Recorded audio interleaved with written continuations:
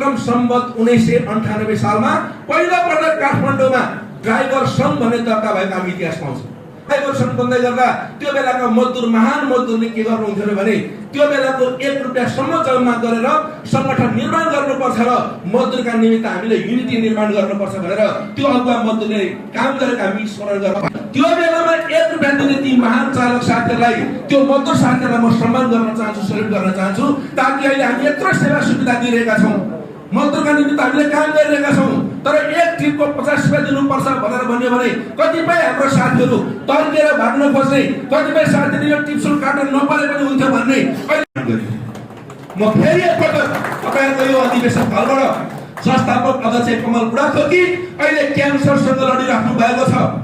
जी फन्डको तर्फबाट हामीले 1,000 कोषबाट सहयोग गर्यौँ, तपाईँहरूले पनि सहयोग गर्नुभयो। अहिले उहाँले क्यान्सरलाई जितेर उहाँले जीवन सर्भाइभ गर्दै गर्छु। स्वर्गीय छविलाल लम्सालदायहरूप्रति एकपटक हार्दिक श्रद्धासुमन पनि अर्पण गर्न चाहन्छु। यो प्रदेशका सिद्धरदायहरूलाई पनि म यो मञ्चबाट सम्झिन चाहन्छु। सिद्धरदायहरूलाई म हार्दिक श्रद्धाञ्जली भन्न चाहन्छु र त्यो इतिहास बोकेर, त्यो गर्वको इतिहास बोकेर अगाडि बढेको सङ्गठन 2046 सालको प्रजातन्त्रका निमित्त हामीले भूमिगत रूपले काम गर्यौँ, या त यो व्यवस्थाका निमित्त पनि काम गर्यौँ, लोकतन्त्रका निमित्त पनि काम गर्यौँ र 46 सालको चैत्र 24 गते जब लोकतन्त्र प्राप्त भयो त्यसपछि बनिसकेपछि अब कानुन विहीनताको अवस्था थियो। त्यो बेलामा कानुन विहीनता भनेको के हो म यहाँलाई स्मरण गर्न चाहन्छु। 37 सालमा 13 सूत्रीय माग राखेर हाम्रा दाइहरू आन्दोलन जाँदाखेरि उहाँहरू गिरफ्तारीमा पर्नुभयो, छडाउलाई गिरफ्तारीमा पर्नुभयो, कमल दाइहरू गिरफ्तारीमा पर्नुभयो।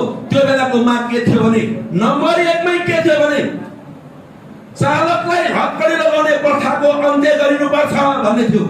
त्यो भनेको के हो भने त्यो बेलामा सडकको सन्दर्भमा व्यवस्थित गर्न परेको कुनै कानुन थिएन। कानुन नहुँदा के हुन्थ्यो भने दुर्घटना पर्यो भने कुनै हत्यारालाई राखेको कालो कोठरीमा चालकलाई राखिन्थ्यो। हत्यारालाई जसरी चाहिँ के हो भन्दाखेरि हक्कडी लगाइन्थ्यो, त्यसै गरी चालकलाई पनि हक्कडी लगाइन्थ्यो र कुनै क्षति भयो भने त्यो क्षतिको पूर्ति चालकको घर घरेरीबाट उसको चाहिँ सम्पत्तिबाट असुल उप गराइन्थ्यो र स्वयं चालकले त्यसको चाहिँ दायित्व बिहोर्नु पर्थ्यो।